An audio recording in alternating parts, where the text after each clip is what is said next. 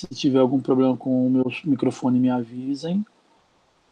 E só lembrando, né, nós estamos aqui no módulo 4, estudos pós-culturais. Eu comecei a semana passada falando do Stuart Hall, vou terminar de falar do Stuart Hall e vou falar um pouco do Walter Mignolo, tá certo? E daí lembrando que na próxima semana, se vocês puderem lembrar também os colegas da sala, a gente vai ter a conferência com o Luiz Martínez, tá? Esse autor mexicano que tem carreira na Europa, um texto dele mesmo para vocês lerem. Então, presença, enfim, obrigatória aí da turma para a semana que vem, tá bom? Então, hoje eu vou dar sequência aqui ao módulo 4, os estudos culturais, estudos pós-coloniais, terminando de falar um pouquinho do Stuart Hall e entrando no Walter Mignolo, tá certo? Bem, eu vou espelhar aqui a tela, eu quero que vocês me falem se está tudo certo. Se vocês estão vendo, alguém me dá um sinal de vida aí no microfone. Então, ótimo. Então, beleza. Bem, Dá pra a ver. semana passada a gente falou um pouco dessa linha, né, de pensamento dos estudos culturais, né, a gênese, os caráteres, enfim, né, as definições do pós-colonial. Entendemos que o estudo cultural faz parte dessa linha pós-colonial, né, que o prefixo pós-colonial não diz respeito ao fim do colonialismo, mas há uma crítica ao colonialismo, passa por uma postura intelectual, mas estética também, política, econômica, né? Eu fiz duas críticas específicas sobre os estudos pós-coloniais, principalmente de caráter cultural, e entrei no Stuart Hall, tá certo? Deixa eu ver aqui. Ô Isaac, você não conseguiu pegar o texto, não siga isso?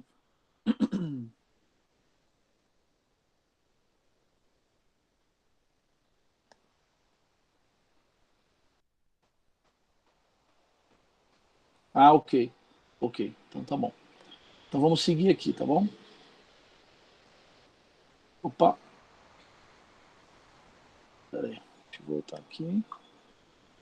Então eu comecei a falar do Stuart Hall, o texto que vocês leram na semana passada, né, a posição dele com relação ao autor, né, a discussão sobre colonialismo, né, globalização, né, a questão central dele da crise da modernidade, da identidade, né, a questão do sujeito, da globalização, e eu, enfim, né, entrei na discussão e parei por aqui para falar sobre as três identidades que ele vai definir, né? Que é a discussão sobre o sujeito unificado, o indivíduo, e o sujeito fragmentado. Né? Ele vai falar dessas mudanças estruturais, né, que passa pela questão da classe, gênero, sexualidade, etnia, raça, nacionalidade, o que ele está chamando de fragmentação das paisagens culturais, né? E é a partir dessa contextualização da realidade que ele vai definir os três sujeitos. Né? Então, enfim, a pergunta dele é: não seria uma mudança da própria modernidade? Então ele está perguntando aqui o Stuart Hall, né? Porque o Stuart Hall, como eu falei para vocês, ele opera na perspectiva do paradigma da pós-modernidade. Então ele se questiona: essas mudanças na identidade cultural não seria uma mudança na própria modernidade, né? Então ele começa trazendo, enfim, né, os três sujeitos que ele vai definir. Ele vai dizer, vai predominar um tipo de sujeito, mas os três ainda estão muito presentes na realidade social. E qual que é o primeiro, enfim, a primeira definição, né, de identidade? É o que ele vai chamar de sujeito do iluminismo, em referência, né, enfim, ao início da modernidade, né, ao movimento iluminista, principalmente na França. Né? Então ele vai dizer, né, o sujeito do iluminismo, espera aí que eu vou autorizar aqui a entrada. Pronto. O sujeito do iluminismo é aquele sujeito do início da modernidade, né, que foi constituído, forjado ali no início da modernidade. Né? E o que caracteriza essa identidade cultural, né, que ele está chamando de sujeito do iluminismo? Ele vai dizer, a essência do indivíduo nasce com ele e permanece a mesma durante a vida toda, ou seja, aquele indivíduo imutável, né, que não se transforma, né, conforme a realidade. Mas é também um indivíduo que vive num contexto social que possibilita essa manutenção, durante a vida toda dessa identidade. Qual é a concepção? Né? A concepção é da pessoa humana centrada, unificada, racional, possuidora de um centro interior, né? Tudo relacionado à perspectiva própria do próprio iluminismo, né? Uma perspectiva individualista, né? Então, esse indivíduo, né, esse sujeito, né, do iluminismo, né, ele é um indivíduo muito focado, muito centrado na sua própria concepção interior. O outro, né, outra definição é o que ele está chamando de sujeito sociológico, né? Então, o sujeito sociológico, diferentemente do sujeito do iluminismo, a identidade é construída a partir do outro, né? Há aqui, então, uma perspectiva interacionista de produção, de construção do sujeito, né? Qual é a concepção? Né? É um sujeito que reflete essa complexidade do mundo moderno, né? Onde você não tem um núcleo interior com autonomia, é um núcleo interior sem autonomia, formado nas relações com outras pessoas, né? É uma identidade interativa, o eu interior formado e modificado no diálogo com o mundo exterior, né? O que isso lembra, né, vocês com relação às coisas que vocês já estudaram? Por exemplo, a perspectiva durkheimiana da consciência individual sendo forjada a partir da consciência coletiva, não é isso? O que é a consciência individual em Durkheim? É a personalidade. E essa personalidade ela é forjada na perspectiva, enfim, de uma consciência coletiva que molda o indivíduo, né? Ou seja, a sociedade moldando os indivíduos, a sua própria imagem, né? Então, a identidade costura o sujeito à estrutura, né? Ou seja, né? Nós projetamos nós próprios, né? Nós internalizamos significados e valores da estrutura societária na qual nós estamos inseridos. Então é assim que funciona esse sujeito sociológico na perspectiva do Stuart Hall, né? E o terceiro, a terceira definição de identidade cultural é o que ele vai chamar de sujeito pós-moderno. Então nós falamos aqui do sujeito do iluminismo, numa perspectiva individualista, o sujeito sociológico, numa perspectiva interacionista, e agora o sujeito pós-moderno, que ele vai dizer que é o que predomina no mundo contemporâneo. E é por isso que ele está falando aqui, né, perguntando, estamos numa crise da modernidade? Não é? Então, o sujeito ele não tem mais uma identidade fixa, estabelecida, esse sujeito pós-moderno, né? Diferentemente do que a gente vê, por exemplo, no sujeito do iluminismo, né? Qual é a concepção? A concepção é de um sujeito fragmentado, composto por várias identidades, né?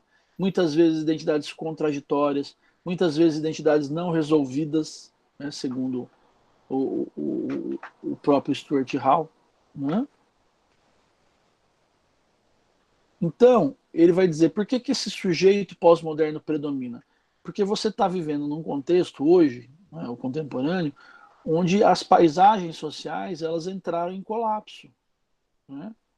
Você tem uma série de mudanças estruturais, institucionais, né?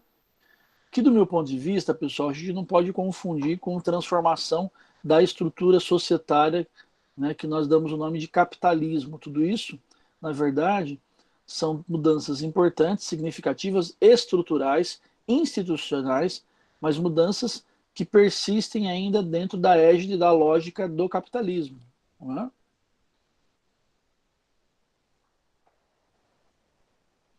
Então ele vai dizer lá na página 3 do texto que vocês leram: o sujeito assume identidades diferentes em diferentes momentos. Identidades que não são unificadas ao redor de um eu coerente. Não é? Então é isso que ele vai trazer. Ou seja, esse contexto contemporâneo, na lógica do Stuart Hall, dá muito mais autonomia e liberdade para o indivíduo construir sua identidade.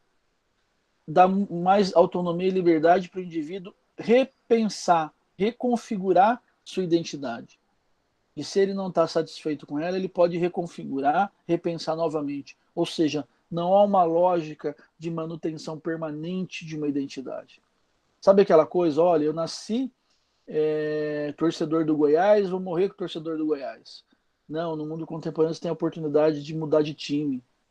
né, de torcer para outro time, né, de mudar de opinião sobre o próprio esporte, então torcer, começar a gostar de um outro tipo de esporte, então eu não quero mais ver futebol, quero ver rugby, quero ver vôlei, quero ver basquete. Ou seja, você tem mais autonomia, na lógica do Stuart Hall, para moldar a sua identidade, para construir a sua identidade, que passa inclusive pelos gostos, pelas posturas, pelas opiniões. Né? Ele vai dizer, lá na página 13 ainda, a identidade plenamente unificada, completa, segura e coerente é uma fantasia. Então ele vai dizer, isso que muitas vezes as instituições pregam, por exemplo, a família, né? Ele vai dizer, isso é uma fantasia, isso não existe mais, isso colapsou. Né? Ele vai dizer, somos confrontados por uma multiplicidade desconcertante e cambiante de identidades possíveis. Então, né, eu estava conversando outro dia com a professora Helene Gonçalves, ela me falou, olha, opções de identidade de gênero, tem mais de 97. Então não é mais aquela lógica, nasceu uma mulher, nasceu homem, vai ser sempre homem. Você tem a possibilidade, inclusive, de mudar, né, de reconfigurar a sua identidade, inclusive do ponto de vista da sexualidade, do gênero, enfim. Não é? Então, na lógica do Stuart Hall, esse colapsamento das estruturas, ele, enfim, qual que é a vantagem que ele traz, entre aspas, né, da produção, né, autônoma da nossa identidade cultural. Evidentemente que isso não é passível, né, enfim, isso está envolto de uma série de conflitos, não é, presentes na realidade social, mas essa possibilidade ela está presente, né? E é por isso que ele vai dizer essa identidade plenamente unificada, que é completa, que é segura, que é coerente, né? Daquele indivíduo que nasce judeu, e, né, vive judeu e morre judeu a vida toda, sabe aquela característica do judeu ortodoxo, né? Enfim, isso é cada vez mais difícil, porque primeiro, cada vez mais raro você ter uma comunidade que seja plenamente judaica ortodoxa, né, que siga os costumes, os rituais dessa cultura, dessa religiosidade. Não é mais assim o mundo, não é? O próprio confronto com as instituições, a própria convivência com múltiplas instituições, né? Grupos sociais diferenciados, né? A própria lógica da comunicação cada vez mais instantânea, globalizada, ela possibilita que a gente molde outras identidades para além daquelas que nós herdamos. Eu vou dar um exemplo concreto aqui no Brasil com relação à religiosidade. Hoje no Brasil, a gente ainda nasce predominantemente dentro de famílias católicas, mas nós não permanecemos predominantemente no catolicismo. As pesquisas mostram que da adolescência à vida adulta, as pessoas transitam muito nas religiões. Então a gente nasce ainda católico, predominantemente a gente nasce ainda em família católica, segundo as estatísticas. Mas a maioria das pessoas que estão na idade da adolescência e da vida adulta, dos 15 aos 60, elas em algum momento da vida mudaram de religião. Elas em algum momento da vida experimentaram outra prática religiosa. Claro, é dentro ainda predominantemente do cristianismo, mas não é mais o catolicismo. E muitas vezes, até mesmo dentro da lógica de um catolicismo tradicional, se mudou, né, e se experimentou outras formas de catolicidade. Ou seja, as pessoas, na configuração da identidade cultural, elas modificaram a sua prática religiosa, que é um elemento importante da identidade cultural. Os jovens, por exemplo, no Brasil, enquanto a maioria da população é 8% sem religião, entre os jovens é 15%, é o dobro quase. E pesquisas sobre a PUC de Goiás e a PUC de São Paulo mostram que os estudantes da PUC de Goiás e da PUC de São Paulo são em torno de 35% sem religião. Se eu fizer essa pesquisa aqui no UFG, vai dar isso ou mais. Ou seja, nós estamos reconfigurando a nossa identidade religiosa no Brasil contemporâneo. Então, estou trazendo esse exemplo para mostrar um pouco essas constatações do Stuart Hall. Então é isso sobre o Stuart Hall, faltava esse finalzinho. Eu vou falar um pouquinho agora do Walter Miolo, né, que é o outro segundo autor que vocês leram aqui no programa dos estudos culturais e pós-coloniais. Então, né, retomando, né, os estudos culturais é uma linha dos estudos pós-coloniais, Alguns autores vão entender os estudos pós-coloniais como uma teoria do conhecimento, outros como um campo de estudo. E eu trouxe 2 exemplos aqui, né, para que vocês, enfim, entendam, né, 2 autores diferentes falando dentro da mesma área, que são os estudos culturais. Né? Então, o Stuart Hall, um jamaicano que fez carreira na Inglaterra, e o Walter Miolo, um argentino que fez carreira nos Estados Unidos.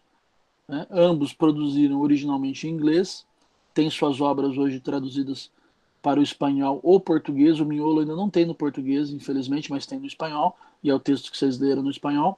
O Stuart Hall já tem o texto no português, vocês leram no português. Então agora eu vou falar um pouquinho do Walter Miolo a partir desse texto dele, A Ideia da América Latina. Quero saber se está tudo bem, alguém me dá um sinal de vida aí. Tá tudo certo? Tá tudo bem. Tá bom? Tudo certo.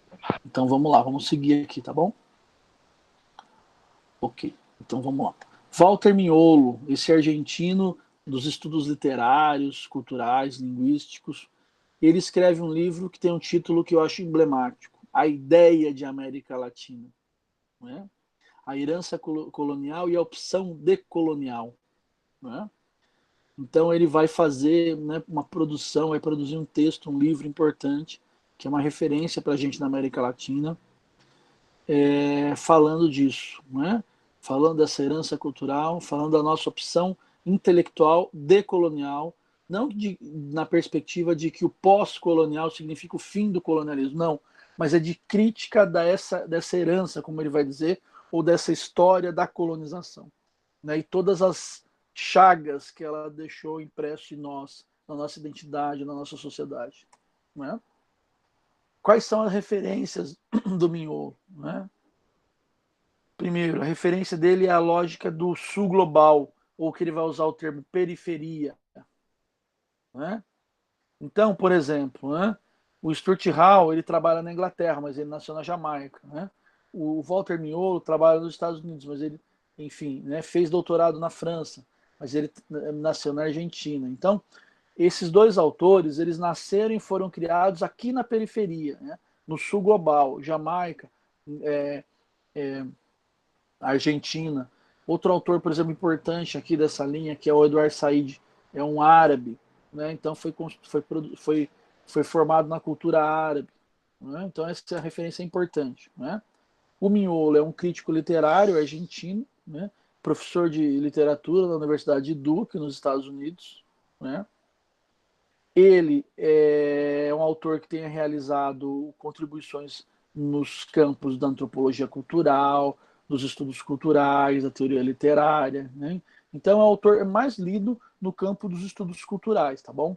Não é tão, enfim, que eu saiba, estudado, por exemplo, no campo da antropologia.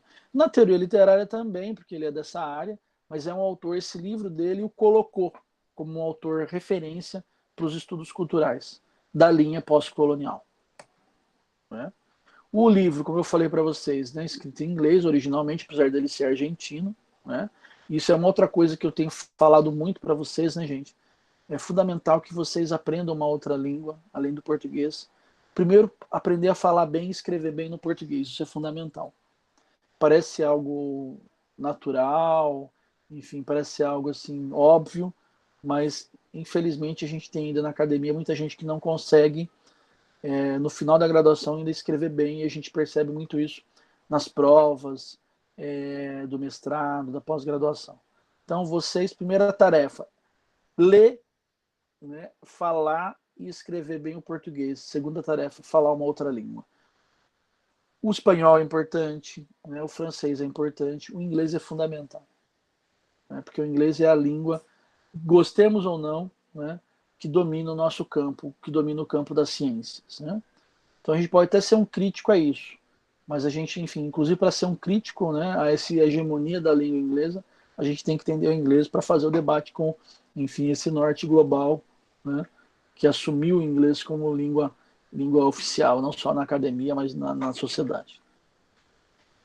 Bem, ele vai debater a noção de latinidade, né? Ele vai fazer as classificações criticamente, evidentemente. Né? Então ele vai dizer, olha, Hoje, como que se faz, né, o debate sobre o mundo? A gente separa o mundo entre Oriente e Ocidente, entre Norte e Sul, né, entre primeiro mundo, segundo mundo, terceiro mundo, quarto mundo. Vocês vão falar, mas Flávio, eu já ouvi falar do terceiro mundo, né? Nós somos considerados o terceiro mundo. O que é o quarto mundo? O quarto mundo são os povos originários do terceiro mundo. Os indígenas na América Indígena, os negros e indígenas na América Portuguesa. Não é? Esse é o quarto mundo. Não é? Ou seja, olha só a situação. Não é? Então ele fala dessa classificação, mas criticamente, dizendo os seres humanos e o mundo geograficamente é classificado e hierarquizado em termos de importância. Né? Então ele faz essa crítica, que é uma herança colonial. Essa classificação e essa hierarquização dos indivíduos. Né? Conexão entre colonialidade e modernidade, como fazem grande parte dos autores do pensamento decolonial. A gente viu Miolo, a gente viu a Lugones, a gente viu a Flores Flores. Né? Ele vai dizer lá na página 18 desse texto que vocês leram. O continente americano é o resultado da primeira expansão comercial europeia e o motor do capitalismo. Né? A primeira expansão comercial europeia no sentido assim de construção já dessa sociedade capitalista, porque as expedições marítimas da Europa no Oriente, elas tiveram importância? Tiveram, mas o que foi motor fundamental para o advento do capitalismo foi, né, enfim, a descoberta da América, a ocupação da América, a invasão da América, conforme a referência que vocês têm. Parte mais significativa que é a Revolução Francesa e a Revolução Industrial. Ele vai dizer, olha, o colonialismo da América, das Américas, né, ele foi mais importante para o advento do capitalismo do que a própria Revolução Francesa, do que a própria Revolução Industrial. Qual que é o argumento dele? O argumento dele é que o colonialismo nas Américas possibilitou a produção da ideia da diferenciação entre aqueles que devem ser pagos pelo seu trabalho e aqueles que não devem ser pagos pelo seu trabalho. A incorporação numa lógica capitalista onde a base é o trabalho assalariado, mas que, né, só tem direito a ser trabalhador assalariado quem é do Ocidente, quem é do Norte global, quem é do primeiro mundo. Percebe por que ele vai fazer a crítica das classificações? Né? Então, essa diferenciação entre o trabalho não pago, né, do índio e do africano e o trabalho pago do branco europeu. Né? Então, ele vai dizer, por conta disso, né, essa lógica do colonialismo ela foi mais importante do que a própria Revolução Industrial, do que a própria Revolução Francesa. Né?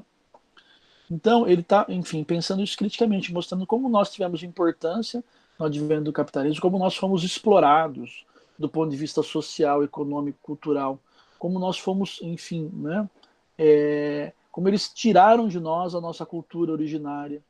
Né? Nós falamos português hoje, não falamos tupi-guarani ou alguma língua indígena dos povos originários. Nós não sabemos falar uma palavra de africano, não é? Mas o que nós falamos é português. Né? É a única língua, inclusive. Então, por exemplo, na colonização na África, por exemplo, você teve lá a colonização, então as pessoas falam inglês, mas falam também a língua de origem, falam português, mas falam a língua de origem. Nós nem isso no Brasil tivemos. Nós não falamos nada além do português. E como somos um país de dimensões continentais, como as nossas fronteiras são muito distantes, a gente inclusive tem dificuldade de aprender o espanhol, aprender outra língua como o inglês, o francês, né? Porque, enfim, falamos predominantemente o português e nada mais. Bem, eu quero que vocês deem uma olhada na página 18, né? Nas 6 premissas fundamentais do livro. Né? Vocês estão com o texto aí? Né? Vocês estão com o texto aí? Sim. Então peguem o texto, eu vou pegar aqui também. Cadê aqui? Cadê o texto do Walter Miolo? Aqui. Vocês estão vendo aqui, né? Eu estou mexendo na tela, vocês estão vendo, não estão? Estão vendo o texto aí? Alguém me deu um sinal de vida, pelo amor de Sim, Deus. professor, a gente está vendo. Ó, então aqui na página 18. Né? Não vou achar meu. Vamos aqui, página 18, aqui, ó. Ó, essas 6 premissas são importantes, né? Eu vou ampliar ela aqui para vocês acompanhar no texto de vocês aí, mas quem não tiver, acompanha aqui, né? Essas 6 premissas são fundamentais e é, enfim, um ponto fundamental desse texto, desse capítulo, na verdade desse prólogo, né, que vocês leram. Né? Primeiro, não existe modernidade sem colonialidade. E além disso, a colonialidade ela é indissociável, indispensável, né, para a constituição da modernidade e, consequentemente, do capitalismo. Então, essa é a primeira premissa. Né?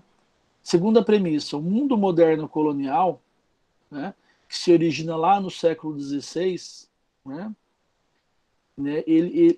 e também o próprio descobrimento ou invenção da América. Então, você viu que aqui vocês entendem a chave do título dele. Né? Porque ele evita falar em ocupação, invasão, mas ele fala em invenção no lugar de descobrimento. Porque o termo oficial da historiografia oficial, vocês devem ter lido isso na oitava série, no segundo grau, nos livros didáticos, o descobrimento da América é um capítulo importante da história, não é? Ele evita esse texto. Né? E ele vai falar em quê? Invenção da América. Né? Então,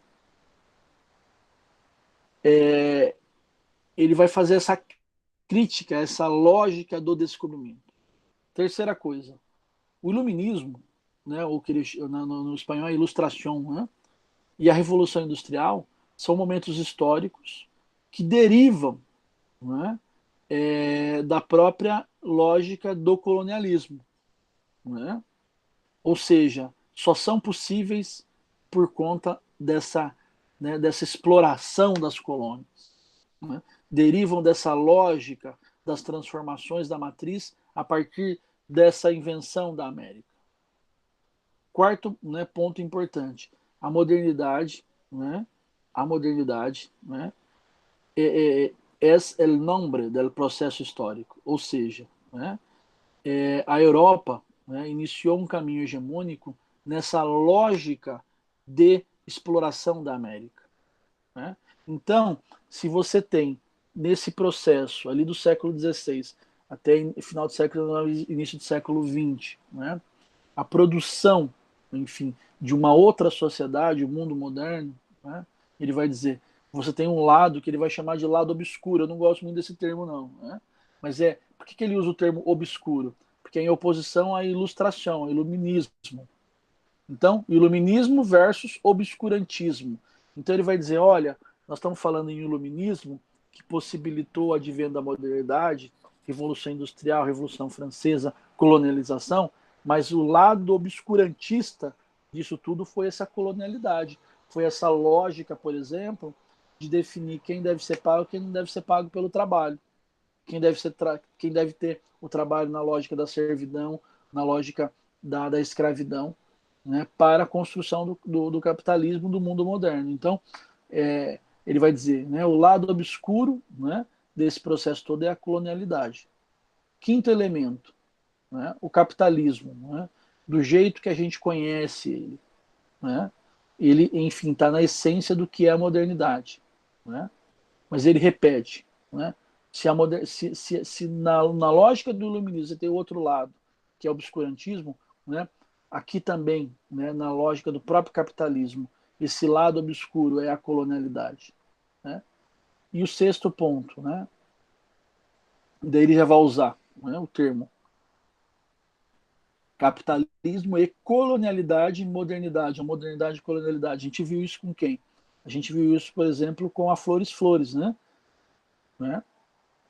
E qual, enfim, o que significa isso? Vai dizer, olha, houve um segundo momento histórico de transformação, que foi depois da Segunda Guerra Mundial. O que acontece depois da Segunda Guerra Mundial? Você tem uma mudança do centro de poder, de controle desse processo, que passa das mãos da Europa, Inglaterra principalmente, e vai para a mão dos Estados Unidos. Né?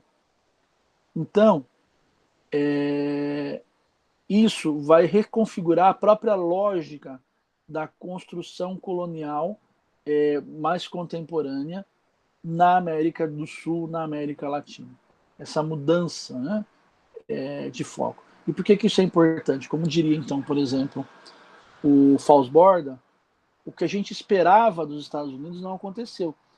Esperava em que sentido? Levando em consideração a própria história do capitalismo e da democracia nos Estados Unidos, que seria, enfim, os Estados Unidos se abrir, né, para uma lógica diferente da lógica imposta pela Inglaterra, pela Espanha, por Portugal aqui na América, pela França, pela Holanda, que é de exploração.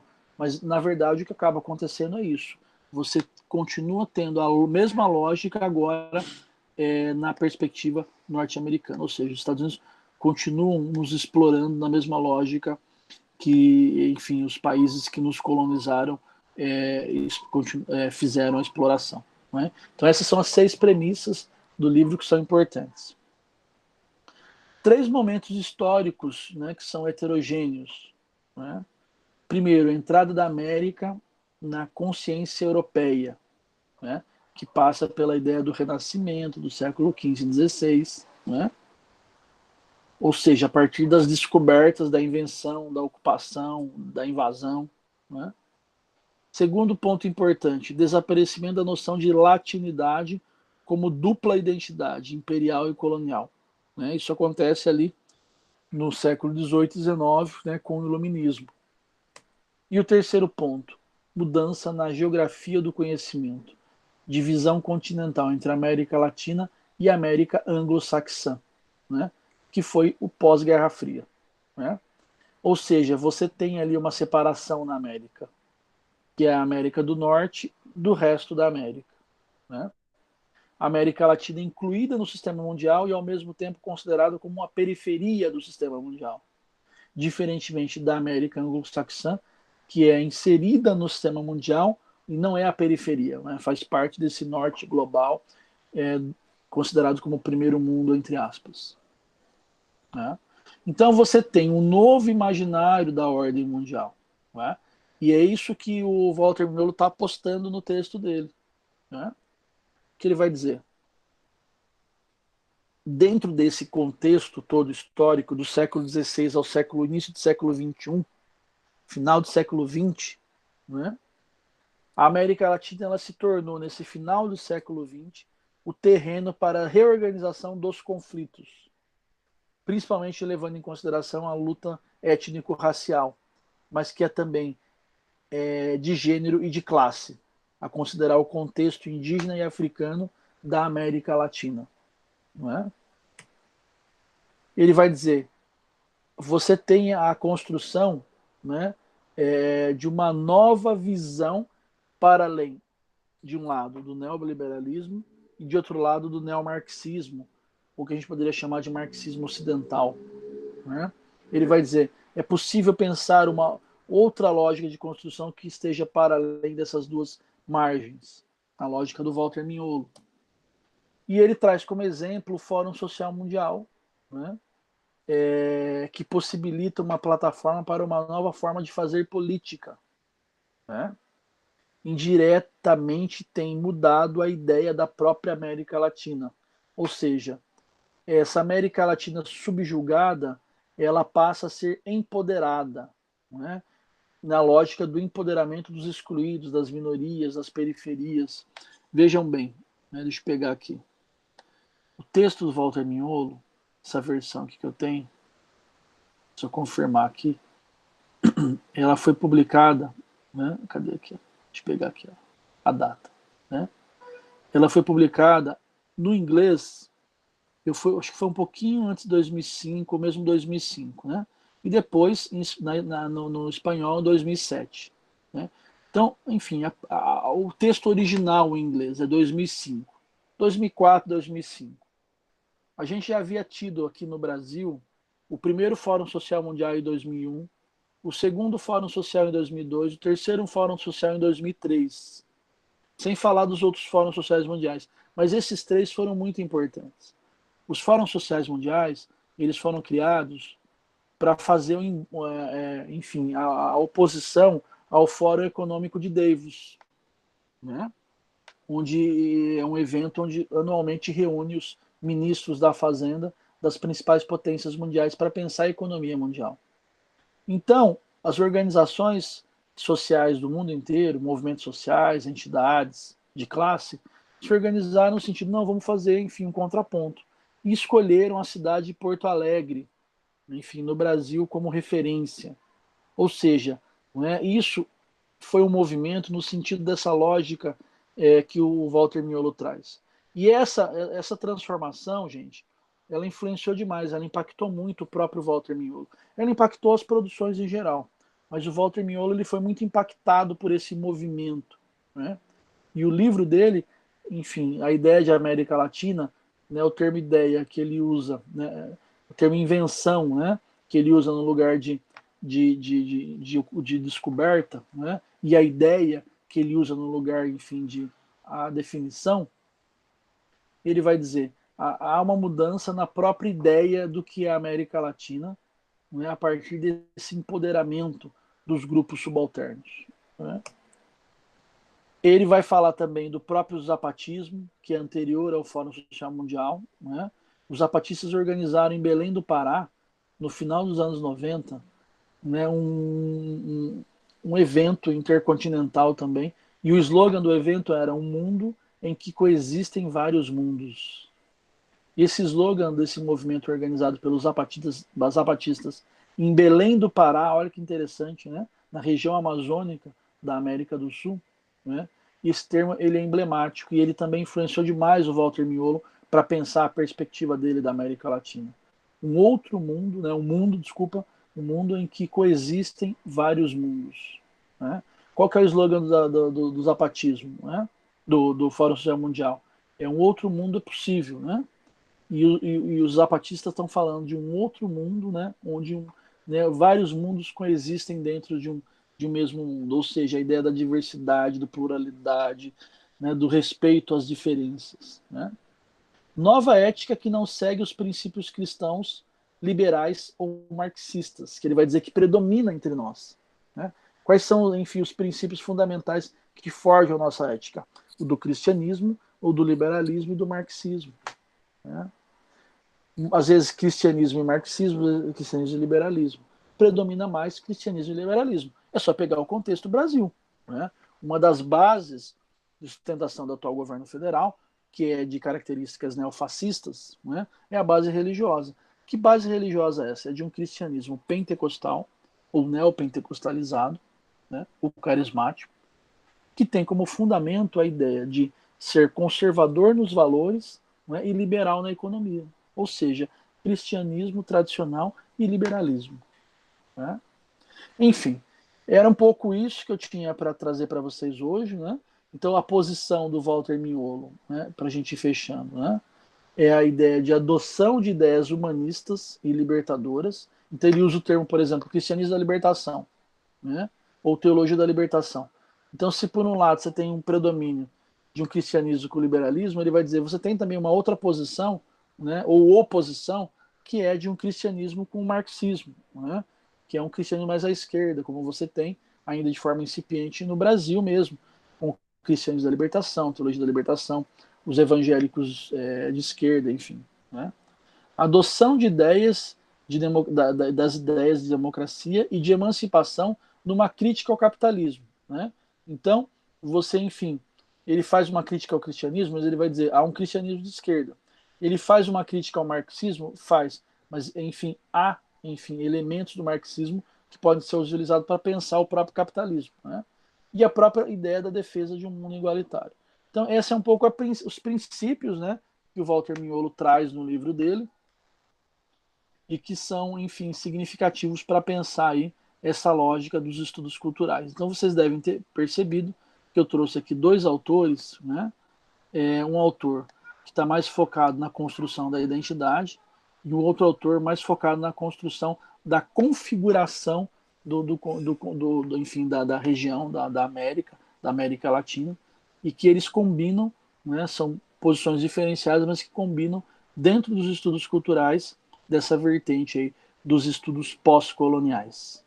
Enfim, eu vou parar aqui a gravação para que vocês fiquem à vontade para fazerem as questões, tá certo?